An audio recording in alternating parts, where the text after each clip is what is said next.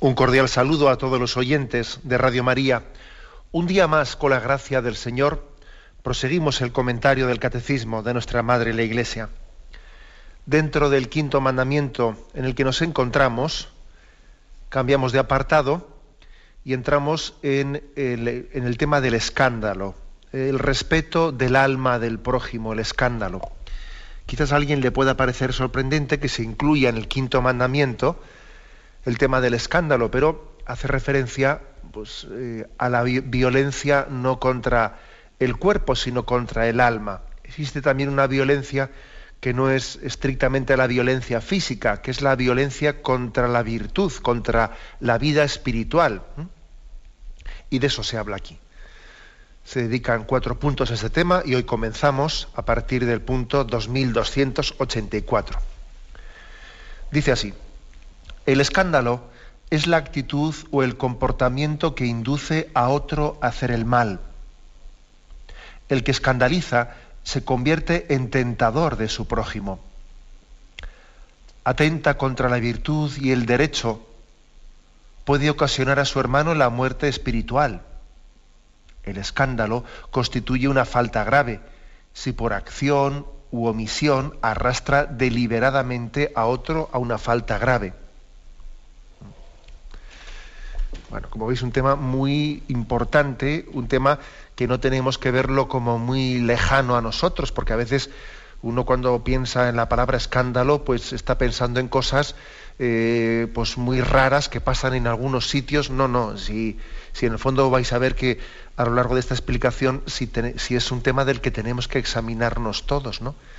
Hasta qué punto mi vida es un instrumento de Dios para acercarle a algunos al buen camino, o mi vida es ocasión de que algunos se alejen del buen camino. O sea, esto no es ninguna cosa rara que pasa en algunas circunstancias muy excepcionales, es que en el fondo todos estamos inmersos, ¿no?, en en esta realidad de que o somos, aquí no cabe punto intermedio, o somos apóstoles para que nuestros hermanos se acerquen a Dios, o en el fondo les estamos alejando de Dios, les estamos escandalizando.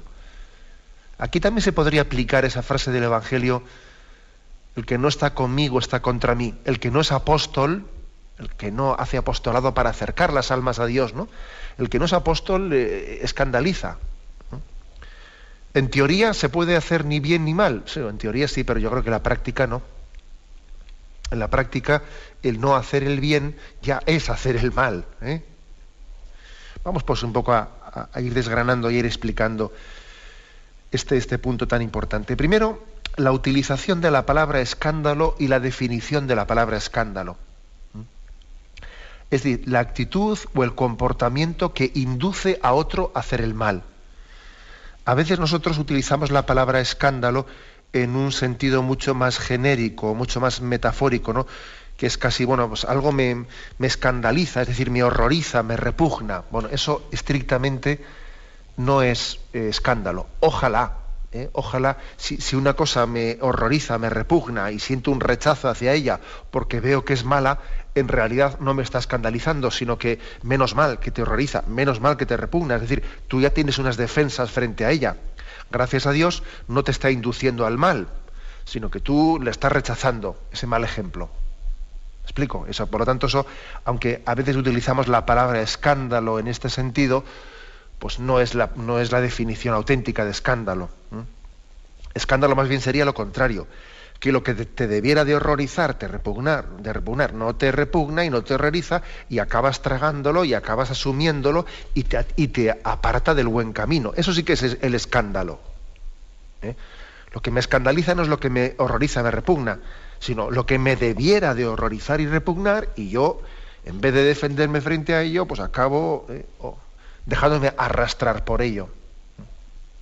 O sea, como veis, pues hay que distinguir la palabra escándalo del sentido estricto de ese otro sentido que casi lo identificamos como una reacción firme frente a algo que nos ha parecido mal. Bien, es otra cosa, ¿no?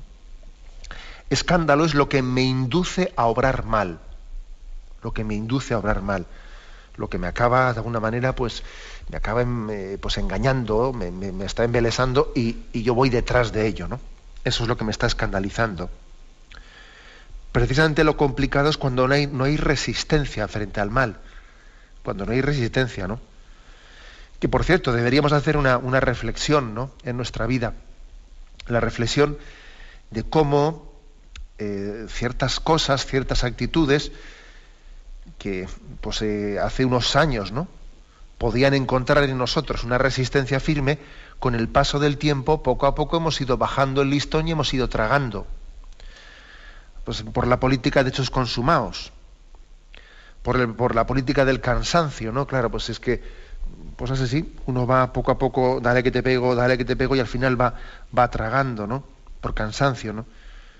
Se va acostumbrando a convivir con el mal, y bueno, pues primero que si el mal menor, tendrá que ser así, dice, primero me indigno, al siguiente día ya me indigno un poco menos, al tercer día ya, bueno, tendrá que ser así, y al final acabo tragando, y luego ya me acaba pareciendo lo normal, y luego ya hasta le miro con sospecha al que no le parece normal.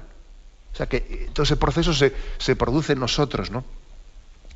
Esto puede tener muchas aplicaciones, por ejemplo, ¿no? Pues igual resulta ante la televisión mismo. Puede ocurrir perfectamente que hoy en día estamos viendo en la televisión una serie de bazofias que si nos las hubiesen echado hace 15 años, hubiésemos apagado la televisión inmediatamente. Hubiésemos tenido una reacción de decir, pero esto yo no me lo trago. Y es más, hubiésemos tenido un problema de conciencia de tragarnos eso, ¿no? Vamos, nos hubiésemos tenido que ir a confesar, vamos. Ahora, al cabo de 15 años ya lo acabamos tragando. ¿Y eso cómo ha sucedido? Pues ha sucedido que poco a poco te vas tragando en pequeñas dosis las cosas, y no tan pequeñas, ¿no? Y tu nivel de resistencia al mal, pues es que, claro, es un nivel que ha ido bajando poco a poco. Y luego incluso puede pasar pues que ciertos programas, ciertas escenas ante las cuales antes apagábamos la televisión, nos sentíamos violentos, nos sentíamos, vamos, pues que nuestra conciencia entraba en conflicto, pues ahora resulta ya que si alguien denuncia tal cosa, es un estrecho. Es un estrecho cuando tú, en el fondo, tú has pensado exactamente lo mismo que él, y no es que tú hayas decidido cambiar de opinión, es que has sido inducido a cambiarla, que es muy distinto. Porque una cosa es que alguien diga, bueno, yo voy a hacer un discernimiento, no, pero una cosa es decidir y otra cosa es ser inducido. Y aquí generalmente somos inducidos. Somos inducidos pues, por ir poco a poco. Puedo poner he puesto el ejemplo de la televisión. Resulta que igual una familia iba a la playa hace X años y de repente iba a la playa y veía que se ponía una persona al lado suyo pues desnuda. Y decía, pero madre mía, voy a estar yo aquí en la playa al lado de una persona desnuda, cojo y me voy de aquí, y me voy a otra parte de la playa o me voy de la playa, ¿no? Han pasado tantos años, X años, ¿no? Y a base de dale que te pego, ahora ya se pone alguien al lado tuyo y dice, pues venga, tira para adelante, ¿no? ¿Qué ocurre? Es decir, tenemos que hacer un examen hasta qué punto nuestros cambios de actitudes son decididos o inducidos. Y yo creo que aquí hay una especie de estrategia del desgaste en nosotros, ¿no? Pero claro, porque es complicado tener siempre la guardia, estar siempre con la guardia atenta, ¿no? Claro, uno baja la guardia, si no está con el corazón muy puesto en el Señor, va bajando la guardia. Y tenemos que hacer, ¿no?, ese examen de conciencia.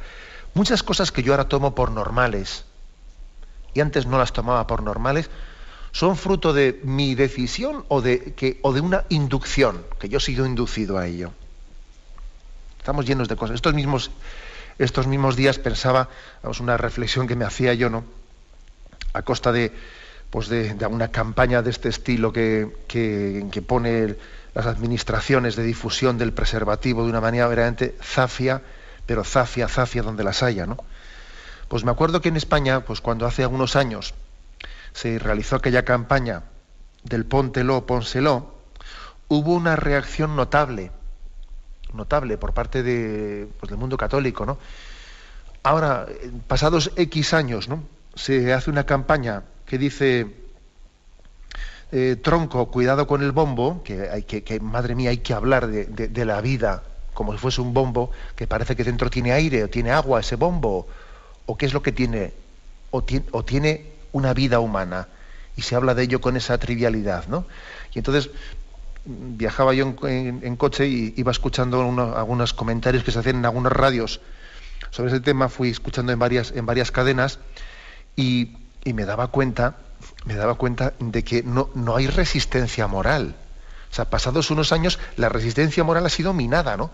Es como si hubiese pasado un bombardeo y durante muchos años ha estado bombardeando la resistencia moral, y al final ahora, pues todo lo que se debatía era sobre si la canción con la que se cantaba esto de que tronco, cuidado con el bombo, del hip hop, no sé qué, pues que era la canción bien elegida, mal elegida, que es el lenguaje.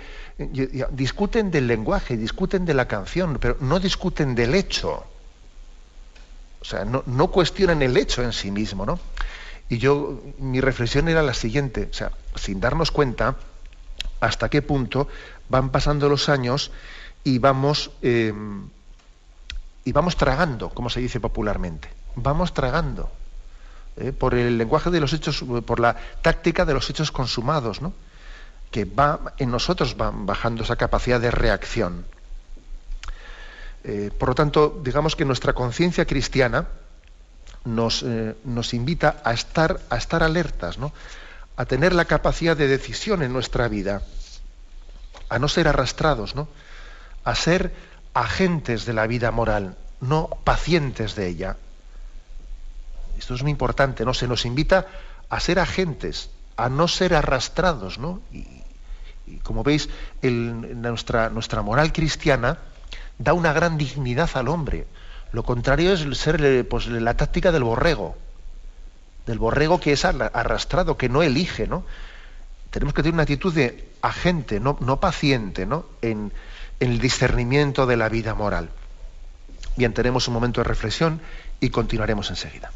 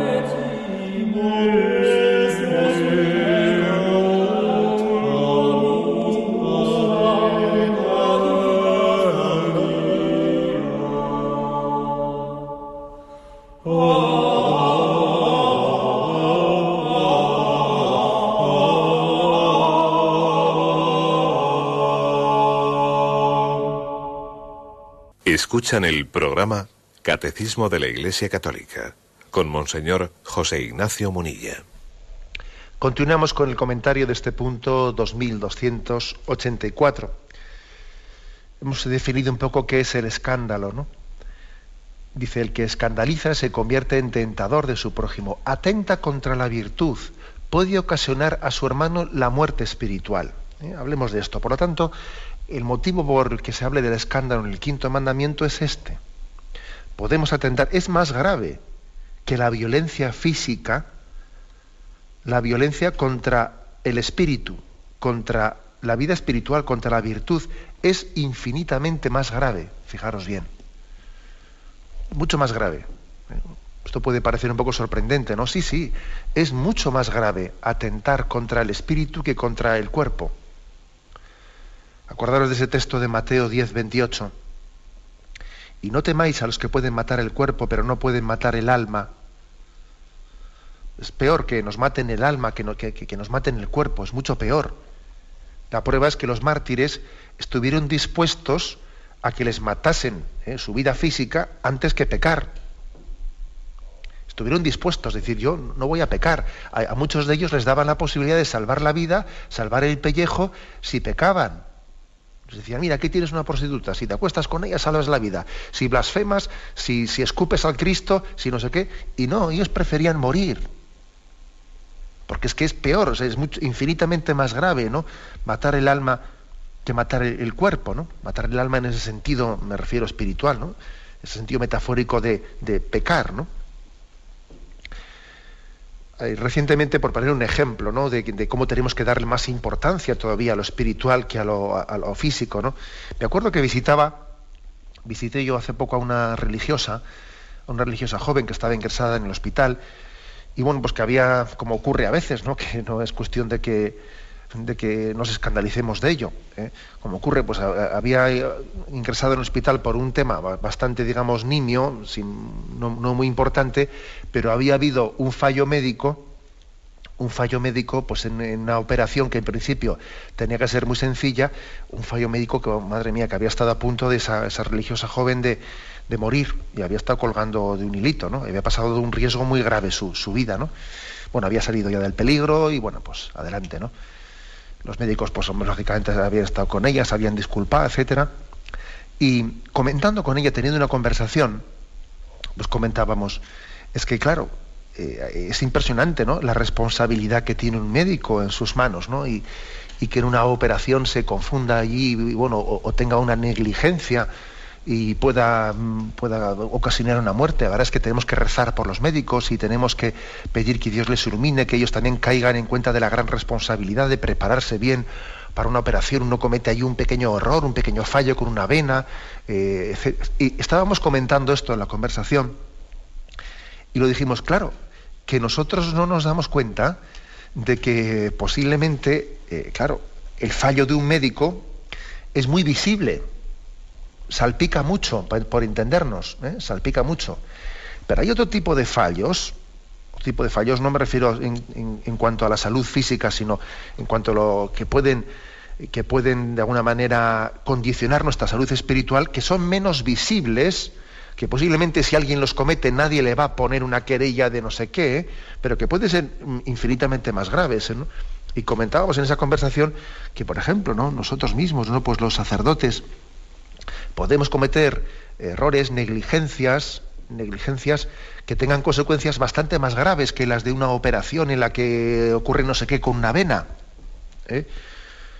malos consejos, en el que nos apartamos del magisterio de la Iglesia, en el que somos frívolos, en el que, etcétera, que pueden tener consecuencias para la eternidad, para entendernos, consecuencias más graves, ¿no?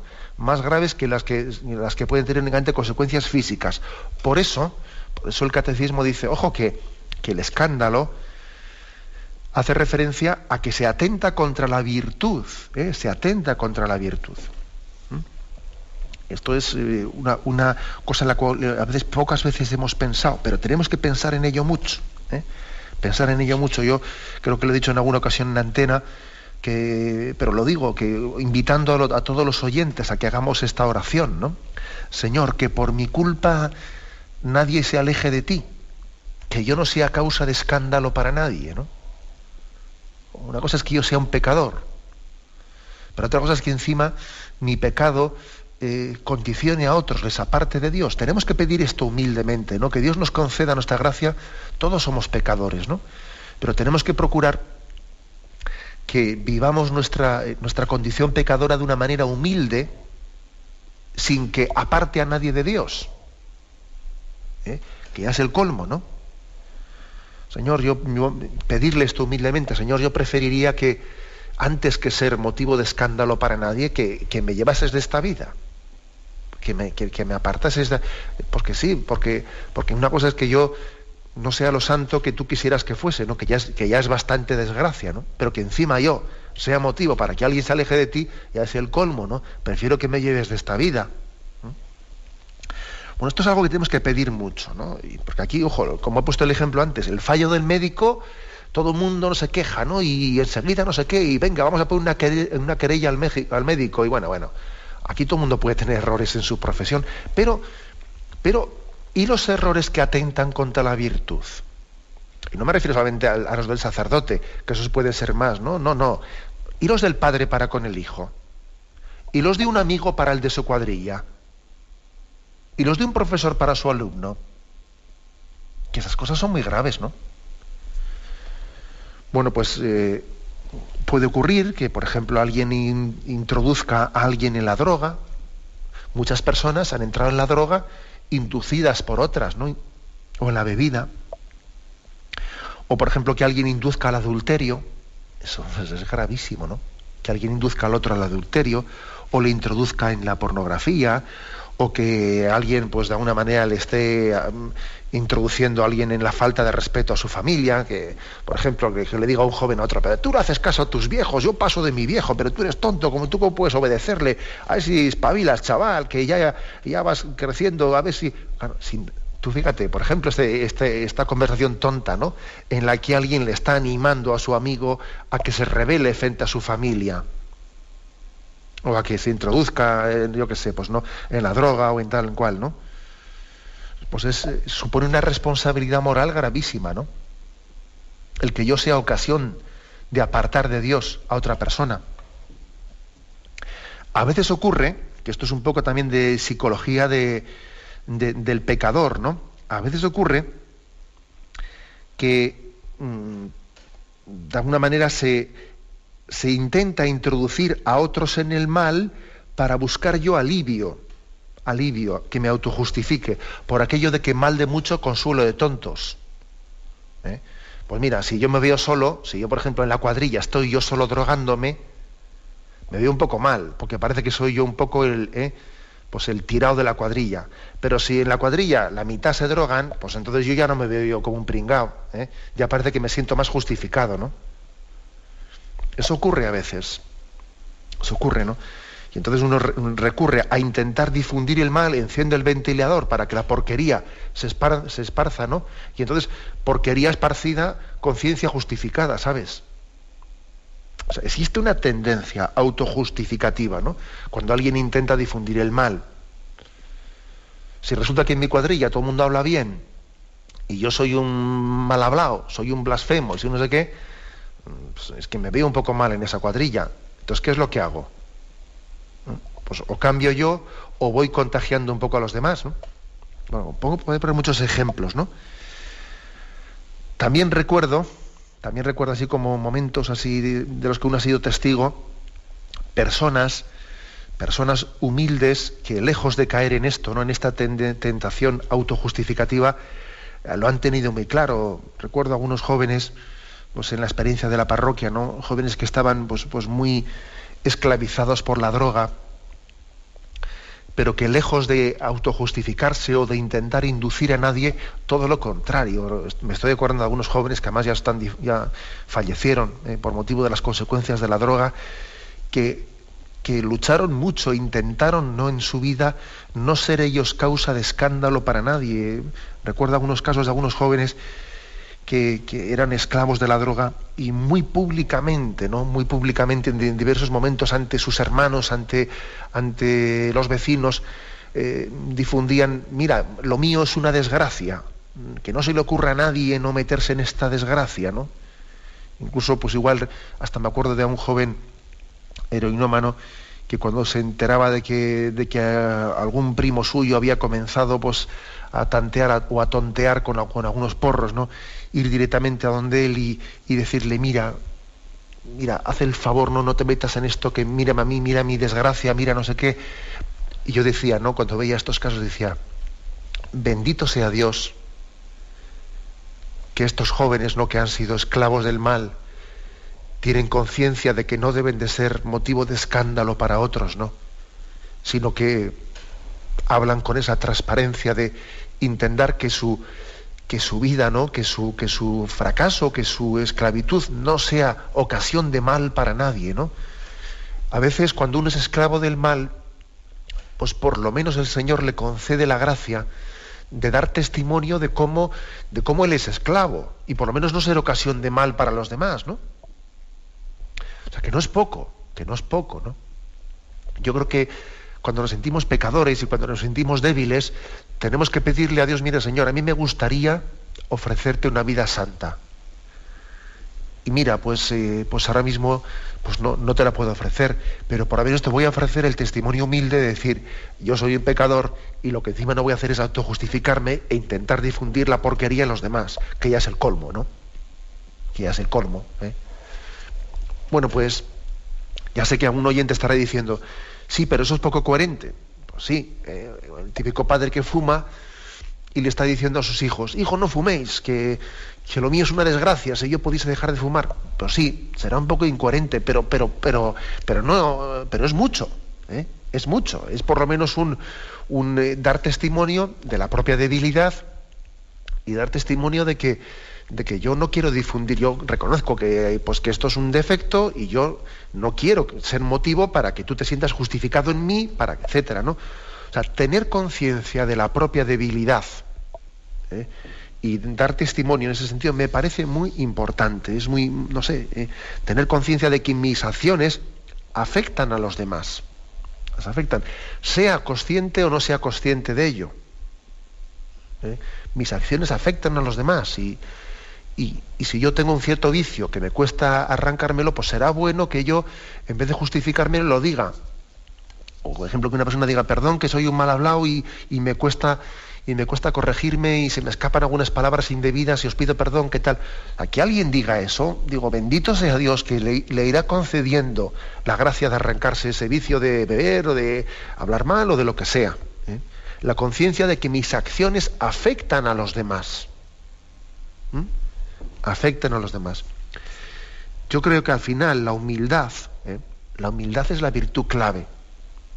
Y cuando alguien es pecador por debilidad, ¿no? Y entonces no se justifica, sino que se presenta ante los demás como un pecador con deseo, ¿no? Con deseo de conversión y con un firme propósito de no intentar ser escándalo para nadie. Bueno, pues Dios ya le está bendiciendo, ya está introducido en el buen camino. Creo que es un aspecto muy importante. Tenemos un momento de 384. Estamos hablando del escándalo, ¿no? De cómo nuestra actitud o nuestro comportamiento puede inducir al error o hacer el mal a otra persona. Podemos atentar contra la virtud, ¿no? Decíamos que incluso puede llegar a ser más grave el escándalo que el propio atentado contra la vida, que el asesinato, que el homicidio, porque está atentando contra lo que es la vida eterna, en el fondo. La última frase matiza todavía un poco más las cosas de este punto. Dice: el escándalo constituye una falta grave si por acción u omisión arrastra deliberadamente a uno a una falta grave. Aquí hay un matiz, ¿no? Claro, lógicamente el escándalo será grave o leve dependiendo de si está arrastrando a un mal grave, a un mal leve, ¿no? Pero también dice aquí algo importante: por acción o por u omisión. Una distinción importante. Hay escándalos por acción y hay escándalos por omisión. Los segundos tienden a pasar más desapercibidos, ojo. Por acción, pues por poner algunos ejemplos, disculpad que igual recurra a un ejemplo, que siempre cuando uno pone algún ejemplo, pues es consciente de que se podrían poner otros mejor puestos, pero bueno, también a veces es que si no adornamos un poco la teoría moral que explica el catecismo con algún ejemplo, pues igual puede ser demasiado abstracto, ¿no? Escándalos por acción. Bueno, pues por ejemplo, pues el escándalo de un padre que abandona a su mujer y se va con otra mujer, y entonces ahí está, ¿no? Pues ante sus hijos, pretendiendo que sus hijos tengan que aceptar que él tiene una amiga. Pues es un escándalo para sus hijos, ¿no? O sea, es decir, está por acción, por un hecho grave que ha cometido de adulterio, pues ahora pretende todavía que sea aceptada esa nueva persona, ¿no? Y que sus hijos la acepten. Hombre, pues es que es evidente que es un daño moral muy grande para sus hijos, porque de hecho De hecho, tenemos muchos datos para saber que los hijos que han padecido el divorcio tienen mucha más probabilidad de ellos de repetirlo en su vida, porque no han tenido pues un amor, no han tenido el reflejo de un amor estable en sus padres, ¿no? Y hay mucho mayor índice de rupturas y de males morales en los hijos que han tenido que padecer acciones de sus padres de infidelidad, ¿no? Porque todo el mundo tiene derecho a tener un entorno de un amor estable en el que crecer. Pues, por ejemplo, es un escándalo por acción de un padre. También de un sacerdote puede ser. Pues, por ejemplo, un sacerdote que comete un grave error de infidelidad, por ejemplo, al magisterio de la Iglesia, y da un consejo muy mal dado en torno al sacramento de la confesión, o en torno a un consejo espiritual que se le pide, y por ejemplo a un matrimonio pues le justifica la anticoncepción, le justifica lo que sea, y está cometiendo pues un pecado grave de escándalo, porque está confundiendo y está haciendo que esas personas pequen y se alejen del camino recto y no se abran a la vida, y etcétera, etcétera, ¿no? Es un caso concreto de un sacerdote. El caso, por ejemplo, de un joven que a su amigo pues comete un pecado grave de escándalo porque le introduce pues a fumar un porro. Le dice, venga, que esto no es nada, que ¿qué te has pensado? Pues, si es todo el porro, el otro más allá, y le introduce un joven al otro, ¿no? Pues en el uso de la droga.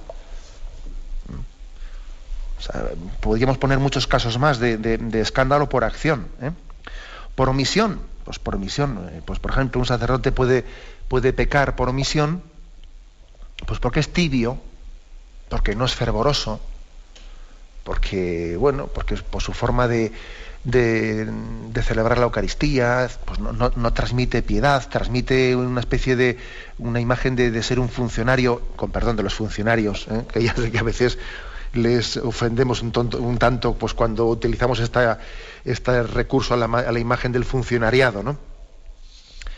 Pero bueno, es que también nos sentimos un poco así respaldados por el Evangelio, porque sabéis que dice el Evangelio aquello de que el asalariado no defiende las ovejas como el dueño de las ovejas. No, pido disculpas a los funcionarios. Bueno, pero digo que el sacerdote, que a veces puede transmitir pues una imagen de falta de fervor en lo que hace, y eso implícitamente pues no está ayudando a que las personas vivan la Eucaristía como algo importantísimo en sus vidas, sino que si el cura le quita importancia, yo también, ¿no?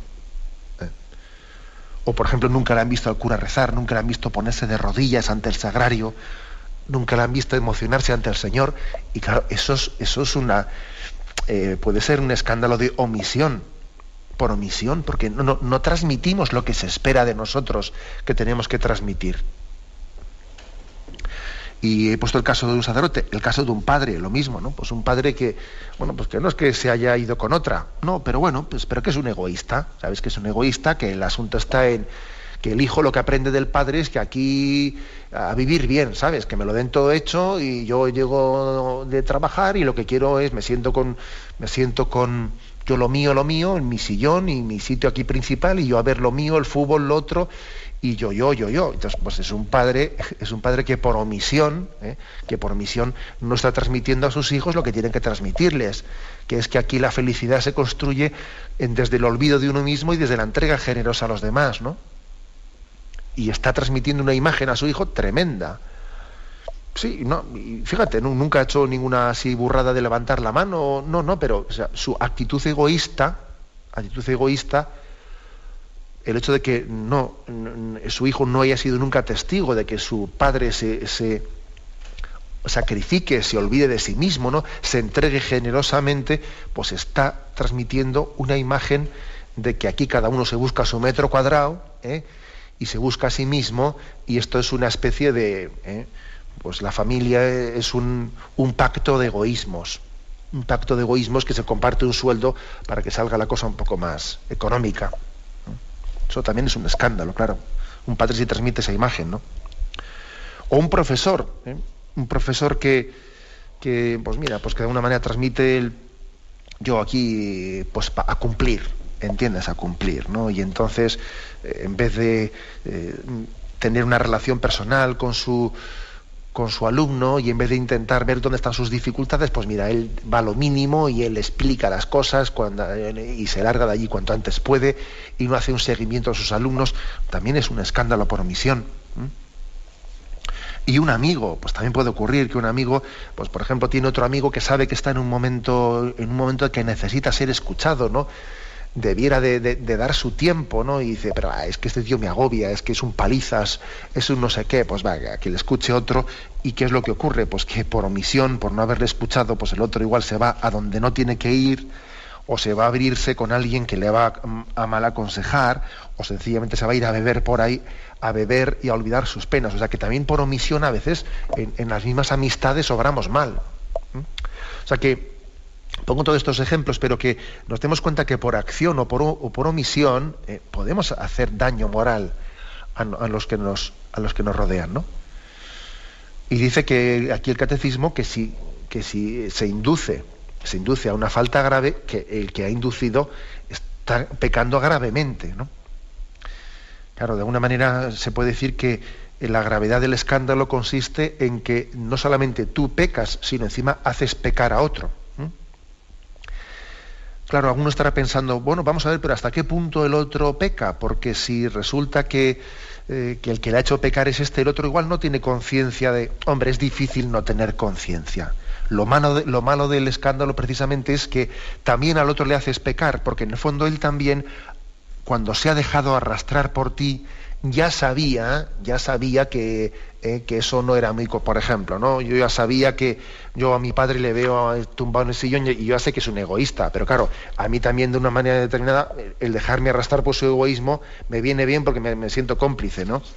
O yo ya sé también que pues que mi padre no ha hecho bien yéndose con otra, pero bueno, pues también como allí me justifica que yo me vaya con una chavala, pues me hago cómplice. O sea, no solo soy víctima del escándalo recibido, sino que me hago cómplice.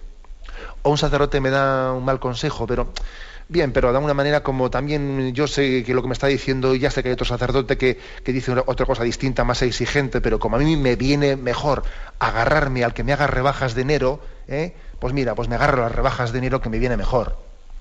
Entonces, soy víctima, pero también soy cómplice. O sea, y la cosa es así. Lo malo del pecado de escándalo está en que hace pecar al otro porque el otro en el fondo sabe que eso no es correcto, no es correcto. O aquel que le introduce en la droga, bien, le ha introducido uno, pero el que ha sido introducido tonto no es y sabe que lo que está haciendo no es correcto. O sea que hay una complicidad también. Aunque igual también yo creo que es conveniente, después de haber dicho esto, pues el terminar, ¿no? El terminar también haciendo una llamada a que a veces podemos escudarnos o tomar escudarnos en que como hemos recibido un mal ejemplo, pues entonces no, o sea, vamos a ver, tenemos que tener una resistencia ante el mal ejemplo, ¿no? Pues por ejemplo, eso de que, claro, es que pues yo vi un mal ejemplo en un sacerdote y entonces bien, vamos a ver, tú ante un mal ejemplo, tienes la capacidad de dejarte arrastrar por él o de elegir uno bueno. ¿Explico? O sea, a veces también nos justificamos como si uno, al haber sido víctima de un escándalo, pues fuese una víctima que no tuviese capacidad de reaccionar frente a ella. Sí tenemos capacidad de reaccionar. De ordinario, puede haber algún caso excepcional, ¿no? Pero de ordinario sí tenemos capacidad de reaccionar ante los malos ejemplos. Claro, por eso somos culpables también, nos hacemos cómplices, como he dicho antes, ¿no? Entonces, si yo he visto un mal ejemplo, ¿sí? Pues yo habré visto un mal ejemplo en mi padre, pero en mis tíos he visto un buen ejemplo. Entonces, ¿por qué me agarro al mal ejemplo y no al buen ejemplo? O si he visto un mal ejemplo en un sacerdote, pero hay otros muchos que me dan buen ejemplo. Entonces, ¿por qué me agarro al mal ejemplo? O en mi cuadrilla hay uno que es muy líder y que arrastra a los otros, pues yo que sé, una determinada forma de beber alcohol o lo que sea, pero hay otros que no lo hacen. Entonces, ¿por qué yo me dejo arrastrar por ese y no por los otros? Es decir, también hay una elección personal, que a veces es tomar excusa del mal ejemplo tomar excusa para que yo, parece que entonces soy conducido, ¿no? Un momento, también nosotros tenemos que reaccionar, ¿no? Porque nosotros elegimos el espejo en el que nos miramos. Elegimos ese espejo, ¿no? Si, por ejemplo, hay una cuadrilla de 12 chicos, ¿no? Y entonces resulta que yo elijo el espejo del joven que precisamente, ¿no? Me está induciendo al mal, ojo, yo también soy responsable de haber elegido ese espejo y no otros. Digo esto porque también es bastante frecuente el pretender escudarse o excusarse. Claro que es que hubo alguien que me arrastró, sí, hubo alguien que me arrastró, que por cierto, eso también hasta el mismo pecado original ocurre, ¿no? Y hasta Adán diciendo es que Eva me dio la manzana y ella me la dio, y entonces sí, pero tú la cogiste, vamos a ver, ¿no? O sea, es decir, que también existe una tendencia a pretender excusarse en que alguien ha sido para mí motivo de pecado. Sí, pero tú has sido cómplice, asumiéndolo. Precisamente por esto, ¿no?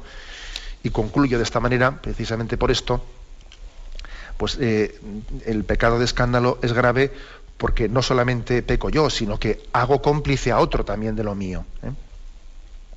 Bien, llegamos hasta aquí. Hemos explicado hoy el punto 2284. Le pedimos al Señor, ¿no? Le pedimos al Señor que tengamos conciencia de que nuestra vida no es una vida aislada. Nuestra vida afecta más al prójimo, a los que nos rodean, de lo que pensamos. Nuestra vida es un reflejo. Estamos de alguna manera, en nuestra forma de proceder y de obrar, estamos dando testimonio o antitestimonio, seamos o no conscientes de ello, ¿no? Concluyo diciendo lo que decía al principio del programa. O somos apóstoles, o a veces o escandalizamos, a veces no hay punto intermedio. O testigos de Cristo o antitestimonio, ¿no? Tenemos que pedir, pues, no la gracia de ese testimonio y ese apostolado que nacieron fruto del bautismo y especialmente del sacramento de la confirmación, que nos constituyen apóstoles de Jesucristo. Damos paso a la intervención de los oyentes. Podéis llamar para formular vuestras preguntas al teléfono 917-107-700. 917-107-700.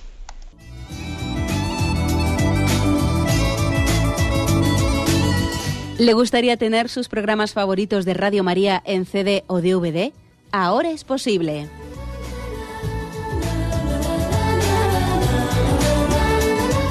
Le sugerimos que primero se informe en qué formato de audio lo puede escuchar en su equipo, DVD o CD, teniendo en cuenta que no todos los lectores de CD pueden reproducir el formato digital MP3 en el que enviamos nuestros programas.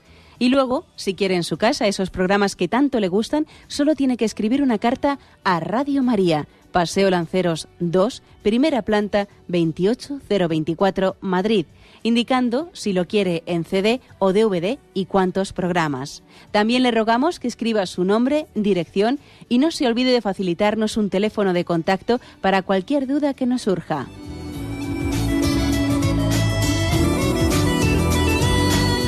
Radio María, más cerca de usted. Escuchan el programa Catecismo de la Iglesia Católica con Monseñor José Ignacio Munilla.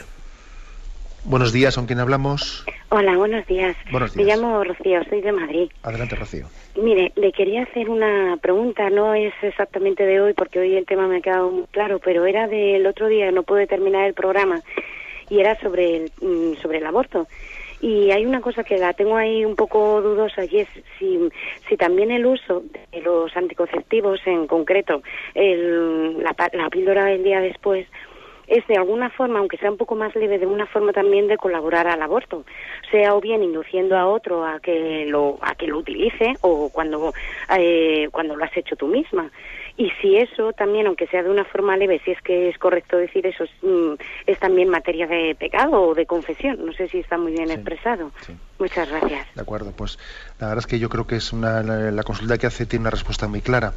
La píldora del día después es una píldora abortiva, claramente abortiva, o que por lo menos puede serlo, porque claro, uno no sabe si si ha tenido lugar o no la concepción, pero si hubiese tenido lugar la concepción, la píldora el día después ejerce una función, un efecto, mejor dicho, antiimplantatorio, con lo cual digamos que se ha producido un aborto. Luego, evidentemente, la píldora del día después es gravemente contraria y atenta contra la vida, y uno nunca sabrá si de hecho ha tenido lugar el aborto o no, pero en la intencionalidad ha tenido una complicidad abortista, porque de hecho existía esa posibilidad. Luego, si ha tomado esa pastilla, es cómplice de ese pecado de aborto, aunque incluso de facto no haya tenido lugar ese aborto, ¿no? Decir también que existen métodos que se llaman anticonceptivos, como lo hemos dicho aquí, como pues el DIU, especialmente, dispositivo intrauterino antiimplantatorio, y algunas otras incluso pastillas que no son solamente anovulatorias, sino etcétera. O sea, que dentro del mundo de la anticoncepción, que ya de por sí la anticoncepción es inmoral, todavía esto lo explicaremos más en el sexto mandamiento, pero incluso siendo inmoral la anticoncepción, decir que algunos métodos anticonceptivos en el fondo son abortivos. Adelante, hemos pasado a una siguiente llamada. Buenos días. Sí, buenos días. Buenos días. Me llamo Juan, soy de Bilbao. Adelante, Juan. Llevo 21 años casado con mi mujer y he tenido varios ciclos en los cuales he tenido relaciones sexuales extramatrimoniales, es decir, adulterio. Otros ciclos de 6-7 años de que he tenido relaciones solamente con ella. Y yo no lo sé si esto es una enfermedad, una adicción al sexo, o realmente que habita dentro de mí algún tema extraño a mí. Estoy en tratamiento psicológico y tengo que tomar ansiolíticos para parar un poco esos impulsos y esos frenos. Esa es un poco el planteamiento. Mire, pues yo pienso que lo importante es poner todas las cartas encima de la mesa. Yo le aconsejaría, si no lo tiene, pues yo le aconsejaría que busque usted un director espiritual. Igual que usted tiene pues ese tratamiento pues psicológico, psiquiátrico, pues yo diría que también debe de ser compaginado pues con ese acompañamiento espiritual, primero con una sanación del sacramento de la penitencia, y además de eso también con un ir revisando criterios, formas de actuar. También la impureza muchas veces tiene que ser vencida desde el primer instante, en la forma de mirar, en la forma de tratar con la mujer, en la forma de considerarla. Yo le diría que es muy importante que usted compagine ese tratamiento también pues psicológico, de ansiolíticos, etcétera, que lo compagine con un acompañamiento espiritual, con un sacramento de la penitencia celebrado frecuentemente, y con una revisión de criterios profunda. Pero yo pienso una cosa, que si usted es capaz de hacer la llamada que he realizado, ¿no?, la que usted pone su vida claramente, como quien dice, encima de la mesa, yo creo que si el Señor le da la clarividencia pues para ver su vida a los ojos de Dios, no será únicamente el ver, sino también le dará la gracia de ir sanando, y también decir una cosa a los oyentes, porque igual algún oyente oye eso y dice, bueno, pero qué burrada, ¿no? Bueno, un momento, qué burrada, ¿no? Yo diría que nadie nos sintamos como por encima del bien y del mal, porque las esclavitudes se han ido generando pues por una concatenación de cosas en una cultura que es desequilibrada y desequilibrante. Rezamos por usted también y tomamos el compromiso de que todos seamos, porque yo creo que en Radio María también queremos ayudarnos mutuamente unos a otros, ¿no? Y le encomendamos nuestras oraciones. Damos paso a una siguiente llamada. Buenos días, ¿con quién hablamos? Hola, buenos días. Buenos días, sí, le escuchamos. Mire, soy Monse, de la provincia de Barcelona. Adelante, Monse. Mi pregunta también es sobre el aborto. Yo tengo una duda. Estos niños que son sistemáticamente abortados, yo quería saber si el alma de estos niños va al cielo, porque pienso que de alguna manera, aunque no han recibido el bautismo, de alguna manera es como un bautismo de sangre.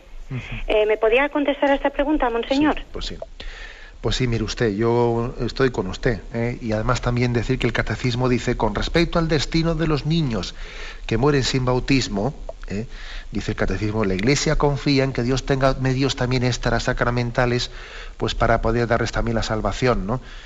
Y bueno, pues usted ha puesto el caso de bautismo de sangre.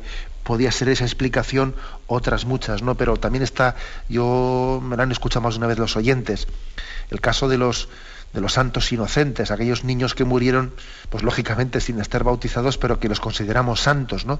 Porque murieron en vez de Cristo. Yo estoy convencido de que esos niños están en el seno de Dios, y precisamente cuando nos arrepentimos del pecado del aborto, es muy importante no únicamente pedirle perdón a Dios, autor de la vida, sino pedirle también perdón al Hijo a quien matamos, al Hijo que está en el cielo y que desde allí intercede por nosotros. Va a interceder por nosotros, ¿no? Eso es una cosa impresionante. Yo creo que la sanación de la mujer que ha abortado no termina de producirse mientras que ella no se reconcilie con Dios y no se reconcilie con su hijo, que su hijo es su hijo.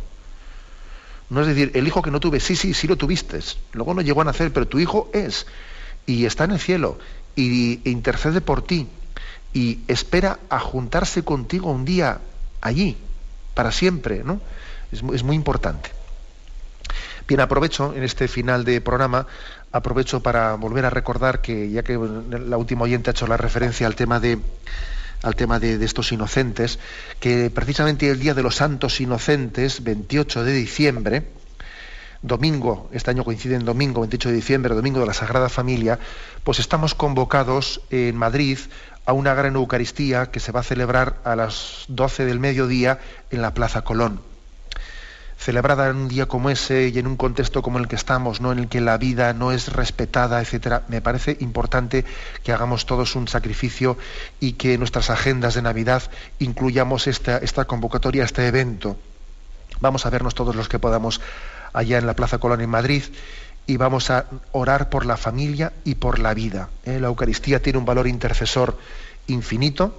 Y yo os animo a que estas Navidades pues nos pongamos todos en marcha, ¿no? Como siguiendo la estrella de Belén, siguiendo aquella estrella que los magos le llevaron hasta Jesús, ¿no? Sigamos también este signo, esta estrella que nos lleve hasta esa Plaza de Colón, en la que oremos todos juntos por la familia y por la vida.